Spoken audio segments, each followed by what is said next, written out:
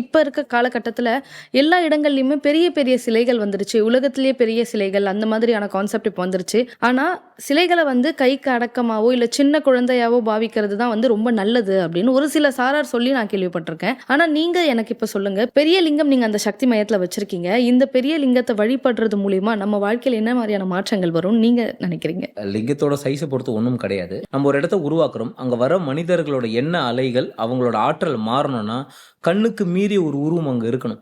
ஓ. ஆமாம்ல, நீங்கள் எதை வச்சு வாட் வில் கிராப் யூ, உங்கள் அட்ராக்ஷனை எது இழுக்கும்? ஒரு பிரம்மாண்டம் தேவை. எக்ஸாக்ட்லி. இந்த லிங்கம் வந்து கிட்டத்தட்ட ஒரு 13 அடி உயரம் கொண்டது.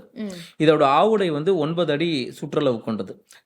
ஆதாரப்பீடம் இருக்கு, ஆவுடை இருக்கு, மேலே லிங்கம் இருக்கு. லிங்கம் பூமியிலிருந்து கிட்டத்தட்ட 13 அடி மேலே இருக்கு. இது அந்த மாதிரி ப்ராசஸில் தான் பண்ணப்பட்டது. ஸோ இதுக்கான சக்தி நிலை அப்படின்றது ஆல்ரெடி உள்ள அந்த மாதிரி தான் இன்வெஸ்ட் பண்ணியிருக்கோம். அந்த ஸ்பிரிச்சுவல் இன்ஜினியரிங் மெத்தடாலஜியை ரொம்ப கனக்கச்சிதமாக கையாண்டு இருக்கும் குருமார்களோட வழிகாட்டுதலில். ஸோ அந்த மாதிரி உருவாக்கி இதை நிற்க வைக்கும்போது ஒரு மனிதன் அங்கே வரும்போது அவனுக்கான முழு அட்டென்ஷன் அங்கே இங்கே ஈர்க்கப்படும். பல சிந்தனையில் உள்ள வரீங்க, என்னென்னமோ யோசிச்சுட்டு வரீங்க, என்னென்னமோ பிரச்சனை இருக்கும், தினமும் சாமிக்கிட்ட போய் காசு கேட்கறவங்களாம் இருக்கானுங்க. இப்போ அந்த மாதிரி நிலைமையில் நீங்கள் உள்ளே வரும்போது ஒன்று உங்களை ஈர்க்கணும். ஆனால் ஈர்க்கிறதுக்கு வெறும் உருவம் மட்டுமே பத்தாது, அதுக்குள்ளே அந்த சக்தி இருக்கணும். அதை உள்ளடக்கி நீங்கள் வச்சுட்டிங்கன்னா வேலை வேறு மாதிரி நடக்கும்.